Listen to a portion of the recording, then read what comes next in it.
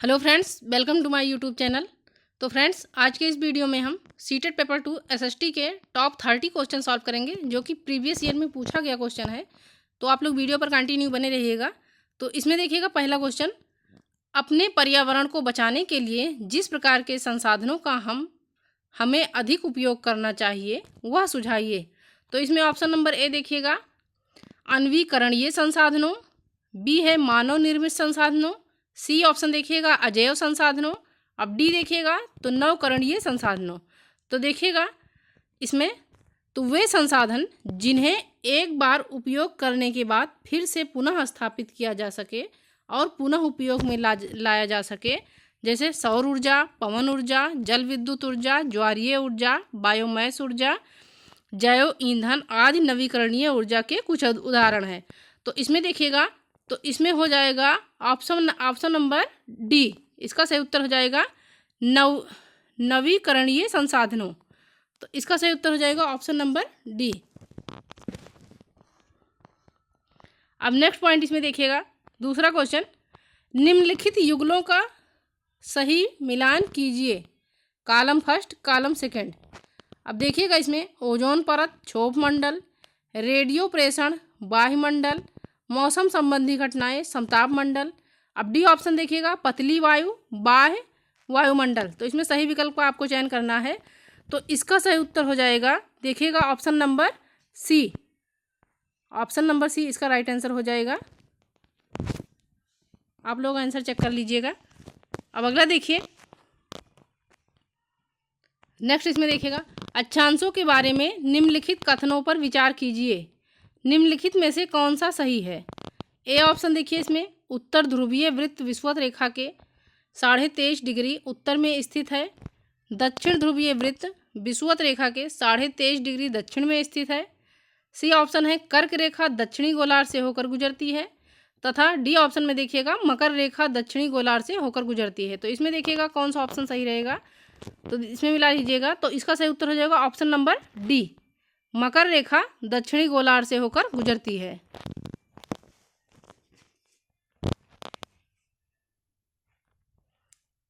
अब नेक्स्ट इसमें देखिएगा, यदि ग्रीनविच याम्योत्तर समय दोपहर के 12 बजे का है, वो 45 डिग्री पूर्व देशांतर पर क्या समय होगा?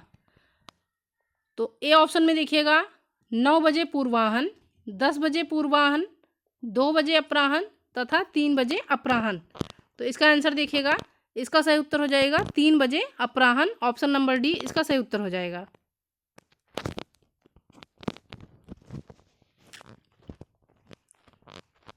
अगला है इसमें, निम्नलिखित में से ग्लोब के बारे में सही कथन का चयन कीजिए। ए ऑप्शन में देखिएगा, ग्लोब पर अक्षांश और देशांतर खींचे गए हैं, यह अपने अक्ष पर झुकी हुई अवस्था में है। सी ऑप्शन है, यह पृथ्वी का वास्तविक प्रतिरूप है। अब डी में देखिएगा, यह अंडाकार आकृति में है। तो इसमें देखिएगा सही विकल्प का चुनाव करना है। तो देखिएगा ए ऑप्शन में बी सी डी, बी में देखिएगा ए C D, A B C तथा ए बी डी। तो इसका सही उत्तर हो जाएगा option number C, A B और सी। यह पृथ्वी का वास्तविक प्रतिरूप है।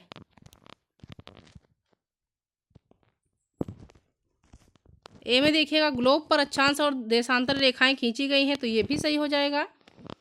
बी में यह अपने अक्ष पर झुकी हुई अवस्था में है, तो ये भी सही है। सी ऑप्शन देखिएगा, तो यह पृथ्वी का वास्तविक प्रतिरूप है। तो यही वाला ऑप्शन नंबर इसमें देखिएगा, तो ए बी सी तीसरा वाला सही हो जाएगा। अब अगला देखिएगा, ग्लोब को 2 बराबर भागों में बांटने के लिए खींची गई काल्पनिक रेखा को डॉट डॉट कहा जाता है। ग्लोब को 2 बराबर भागों में तो खींची गई काल्पनिक रेखा को देखिएगा, तो ऑप्शन नंबर ए में है विषुवत रेखा, बी में है उत्तरी ध्रुवीय वृत्त, सी ऑप्शन देखिएगा कर्क रेखा तथा डी है मकर रेखा। तो ग्लोब को 2 बराबर भागों में खींची गई रेखा को हम क्या कहते हैं? तो इसमें देखिएगा, तो इसका सही उत्तर हो जाएगा विषुवत रेखा या भूमध्य रेखा। तो इसका राइट आंसर हो जाएगा ऑप्शन नंबर ए। इसको हम भूमध्य रेखा भी कहते हैं तथा विषुवत रेखा भी कहते हैं। ये देखिए, तो ये ग्लोब को दो बराबर भागों में खींच रही है, तो इसे हम विषुवत रेखा या भूमध्य रेखा कहते हैं।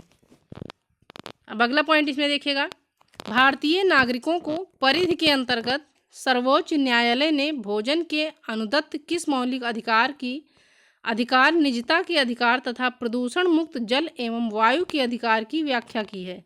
तो इसमें देखिएगा ए ऑप्शन है अनुच्छेद 19, बी में देखिएगा अनुच्छेद 14, सी है अनुच्छेद 20, डी ऑप्शन देखिएगा तो आर्टिकल 21। तो इसमें देखिएगा कौन सा ऑप्शन सही हो जाएगा, तो इसका सही उत्तर हो जाएगा ऑप्शन नंबर डी, आर्टिकल 21, अनुच्छेद 21।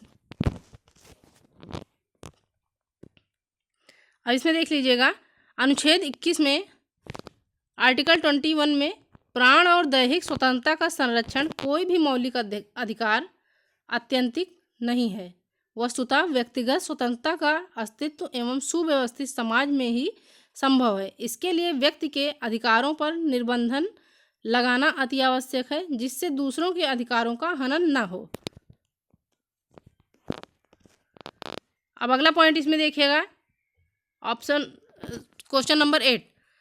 तो क्वेश्चन नंबर 8 है, सभी व्यक्ति कानून की दृष्टि में समान हैं। वाक्य का अर्थ है, ये देखिए पेडागोजी से पूछा गया है।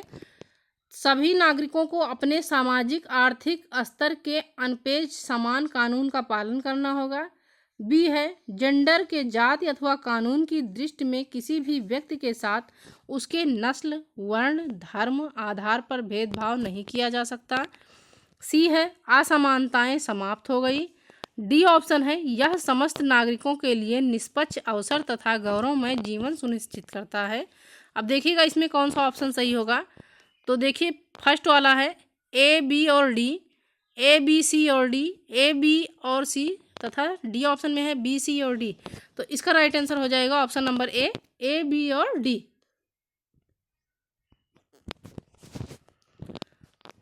अब नेक्स्ट देखिएगा इसमें नीचे दो कथन ए और बी खिलाफत आंदोलन के संदर्भ में हैं। ए वाला देखिएगा, तो 1920 में अंग्रेजों ने तुर्की के सुल्तान खलीफा पर बहुत सख्त संधि बोप दी थी।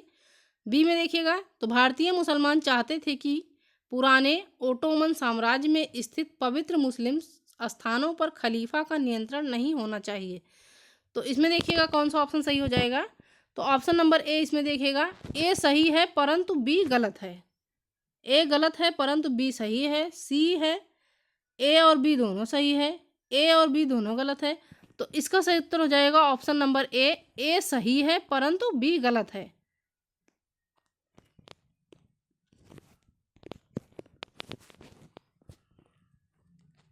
अब देखिएगा इसमें इसकी परिभाषा देख लीजिएगा। अली बंधुओं मोहम्मद अली और शौकत अली ने 1919 ईस्वी में एक ब्रिटिश विरोधी आंदोलन चलाया। आंदोलन खिलाफत आंदोलन की बहाली के लिए था। मौलाना अबुल कलाम आज़ाद ने भी आंदोलन का नेतृत्व किया। इसका समर्थन महात्मा गांधी और आईएनसी ने किया था। खिलाफत आंदोलन का मुख्य कारण प्रथम विश्व युद्ध में तुर्की की हार थी। प्रथम विश्व युद्ध के पश्चात तुर्कों के प्रति ब्रिटिश शासन के रवैये से संपूर्ण विश्व के मुसलमान आक्रोशित हो उठे थे। तो इसमें देखिएगा ऑप्शन नंबर ए सही हो जाएगा। अब नेक्स्ट देखिएगा 10, 1883 में इल्बर्ट विल के लागू करने पर विरोध हुआ क्योंकि। अब इसमें देखिएगा ऑप्शन नंबर ए, भारतीयों ने इसका विरोध किया क्योंकि इस बिल ने ब्रिटिश सरकार को बिना सबूत के भारतीयों पर मुकदमा चलाने की छूट दे दी थी। अब बी में देखिएगा, अंग्रेजों ने इस बिल का विरोध किया क्योंकि अब भारतीय भी ब्रिटिश या यूरोपीय व्यक्तियों पर मुकदमा चला सकते थे। सी वाला देखिएगा, बिल ने अंग्रेज और भारतीय न्यायाधीशों के बीच समानता स्थापित करने का प्रयास किया। डी ऑप्शन है, बिल भारतीय लोगों के प्रति नस्लवादी नज़रिया रखता था। तो देखिएगा इसमें कौन सा ऑप्शन सही हो जाएगा, तो बी और सी सही हो जाएगा। इसमें बी देखिएगा, अंग्रेजों ने इस बिल का विरोध किया क्योंकि अब भारतीय भी ब्रिटिश या यूरोपीय व्यक्तियों पर मुकदमा चला सकते थे। तो ये वाला ऑप्शन सही हो जाएगा। सी वाला, बिल ने अंग्रेज और भारतीय न्यायाधीशों के बीच समानता स्थापित करने का प्रयास किया। तो ये दोनों ऑप्शन सही हो जाएगा, बी और सी। अब इसमें देख लीजिएगा एग्जाम पॉइंट, इल्बर्ट बिल 1883 में भारत के ब्रिटिश वायसराय लॉर्ड रिपन द्वारा पेश किया गया था। यह एक विवादास्पद विधेयक था। इसमें वरिष्ठ भारतीय मजिस्ट्रेटों को भारत में ब्रिटिश विषयों से जुड़े मामलों की अध्यक्षता करने की अनुमति देने की मांग की गई थी। अब देखिएगा 11 नंबर क्वेश्चन, 1417 में बहमनी राज्य का दौरा करने वाला यात्री था। तो 1417 में देखिएगा बहमनी राज्य का यात्रा करने वाला यात्री कौन था? तो फर्स्ट ऑप्शन है मार्को पोलो, बी है निकोलो कांटी, सी है देखिएगा अथेंसियस निकितिन, डी ऑप्शन देखिएगा इबन बतूता। तो इसमें देखिएगा इसका राइट आंसर हो जाएगा Nikitin, option number C Athanasius Nikitin इसका राइट आंसर हो जाएगा। अगला देखिएगा 12 नंबर क्वेश्चन, मोहिनी अट्टम नृत्य विकसित हुआ। तो देखिएगा मोहिनी अट्टम नृत्य कहाँ से विकसित हुआ है? आंध्र प्रदेश में, कर्नाटक में, तमिलनाडु में, केरल में। तो मोहिनी अट्टम देखिएगा कहाँ का नृत्य है? तो मोहिनी अट्टम नृत्य है केरल का। इसका राइट आंसर हो जाएगा ऑप्शन नंबर डी केरल। अगला देखिए 13 नंबर, किनके शासनकाल में वर्धमान महावीर और गौतम बुद्ध दोनों ने अपने सिद्धांतों के प्रवचन दिए? तो इसमें देखिएगा option number A Ajatashatru, B है बिंबिसार, सी है नंदीवर्धन तथा डी है इसमें उदयन। तो इसका राइट आंसर देखिएगा हो जाएगा अजातशत्रु, ऑप्शन नंबर ए।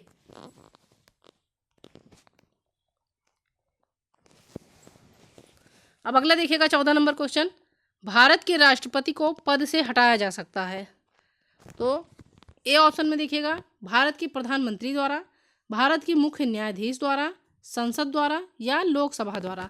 तो देखिएगा भारत के राष्ट्रपति को किसके द्वारा पद से हटाया जा सकता है? तो इसका सही उत्तर हो जाएगा ऑप्शन नंबर सी संसद द्वारा। अगला है इसमें, कोई भी व्यक्ति लोकसभा का चुनाव लड़ सकता है यदि उसकी आयु ... हो। तो देखिएगा ऑप्शन नंबर ए है 21 वर्ष, 25 वर्ष, 30 वर्ष या 35 वर्ष। तो देखिएगा इसका सही उत्तर हो जाएगा 25 वर्ष। कोई भी व्यक्ति लोकसभा का चुनाव लड़ सकता है यदि उसकी आयु 25 वर्ष हो। तो इसका राइट आंसर हो जाएगा ऑप्शन नंबर बी। अगला है इसमें 16 नंबर, निम्नलिखित में से किसकी नियुक्ति भारत के राष्ट्रपति द्वारा नहीं की जाती? तो इसमें देखिएगा ए ऑप्शन है राजदूत, बी है प्रधानमंत्री, सी है महान्यायवादी तथा डी है भारत के उपराष्ट्रपति। तो इसका राइट आंसर हो जाएगा ऑप्शन नंबर डी भारत के उपराष्ट्रपति।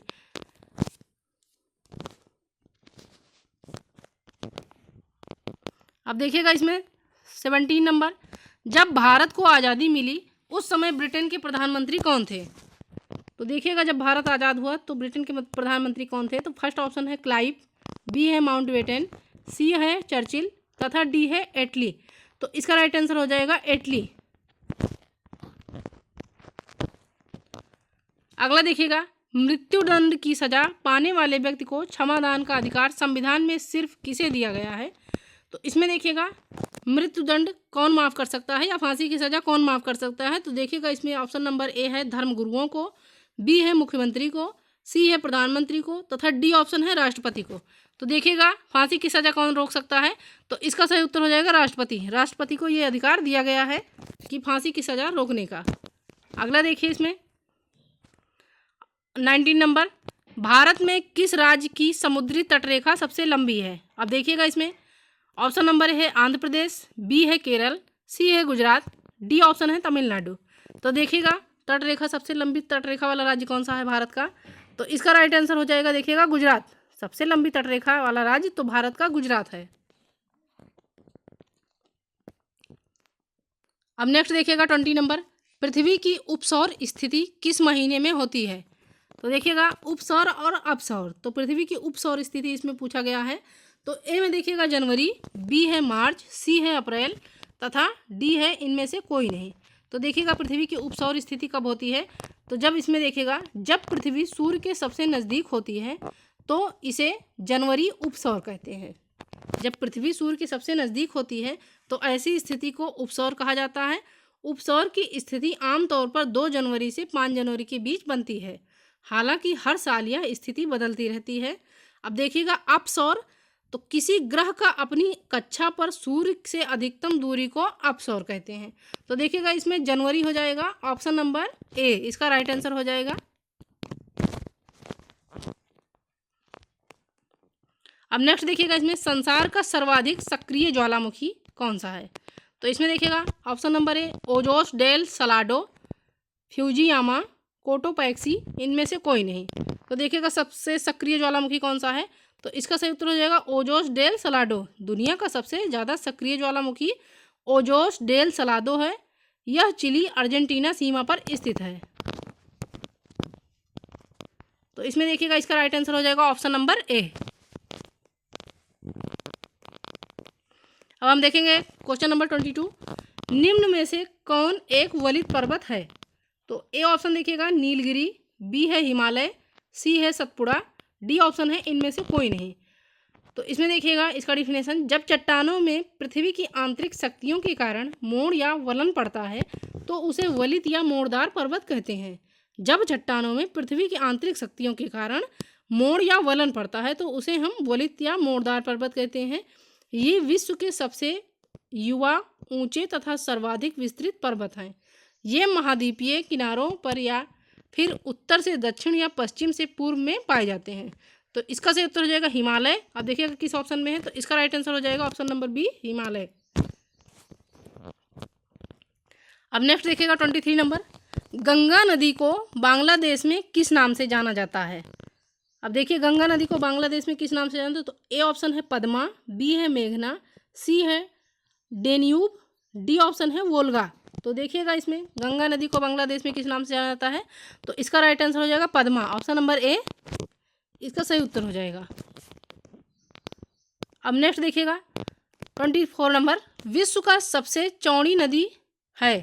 तो विश्व की सबसे चौड़ी नदी देखिएगा कौन सी है, तो ऑप्शन नंबर ए है डेन्यूब, बी है अमेजन, सी है नील, डी है मिसिसिपी।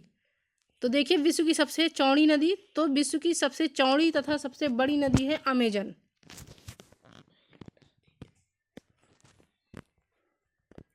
अब देखिएगा 25 नंबर, कौन सा ग्रह सर्वाधिक गैसों से घिरा हुआ है।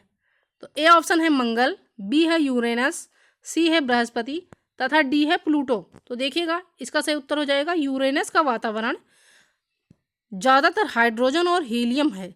इसमें थोड़ी मात्रा में मीथेन, पानी और अमोनिया भी है। मीथेन की वजह से यूरेनस का रंग नीला है। 1781 में विलियम हर्सेल ने यूरेनस की खोज की थी। तो इसका राइट आंसर हो जाएगा यूरेनस, ऑप्शन नंबर बी। सर्वाधिक गैसों से घिरा हुआ तो यूरेनस ग्रह है, इसका राइट आंसर हो जाएगा option number B.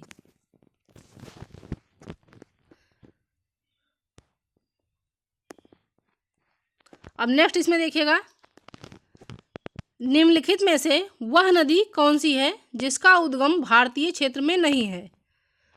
A option है महानदी, बी है चिनाब, सी है ब्रह्मपुत्र, डी है रावी। तो देखिएगा इसमें कौन सा राइट आंसर हो जाएगा ब्रह्मपुत्र, इसका सही उत्तर हो जाएगा ऑप्शन नंबर सी ब्रह्मपुत्र। अब नेक्स्ट इसमें देखिएगा, अमरकंटक में कौन सी नदी का उद्गम होता है। तो अमरकंटक में देखिएगा कौन सी नदी का उद्गम होता है, तो ए ऑप्शन है दामोदर, बी है ताप्ती, सी है नर्मदा, डी ऑप्शन में देखिएगा महानदी। तो इसका सही उत्तर हो जाएगा नर्मदा।